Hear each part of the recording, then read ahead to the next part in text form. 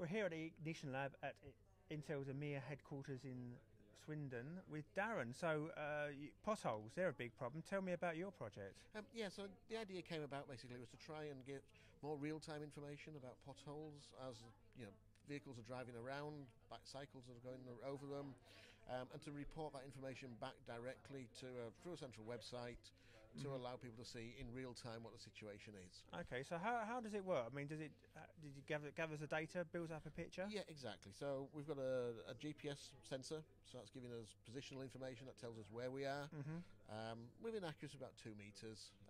So that's more of accurate enough. We have accelerometer, which then records the movement in the car. So as you go over a bump, you get an acceleration. You can detect that. And the final bit then is obviously it gives a display just to give an indication that it's seen a pothole.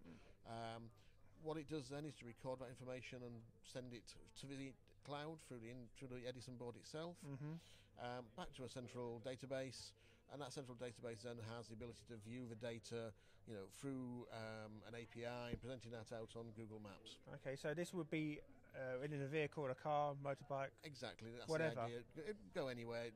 Just plug in, sit there, record information, and whenever it got the ability to connect back to the internet, whether that be through a mobile phone or through the wireless network in your house, it would upload that information and make it available.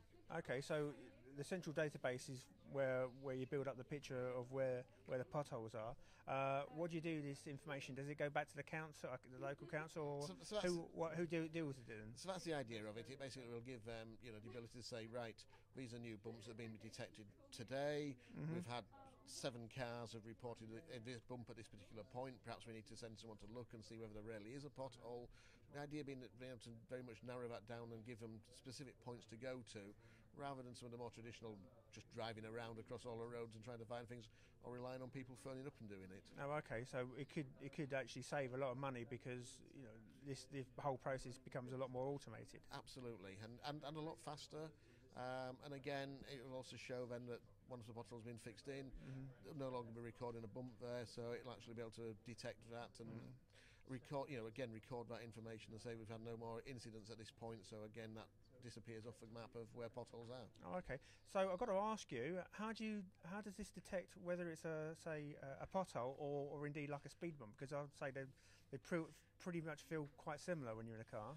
So they sort of similar, but actually quite different. So going over a speed bump, you'll be doing a lot slower speed, and typically you'll see an upward movement when you're going over a speed bump because the car moves up and then comes down.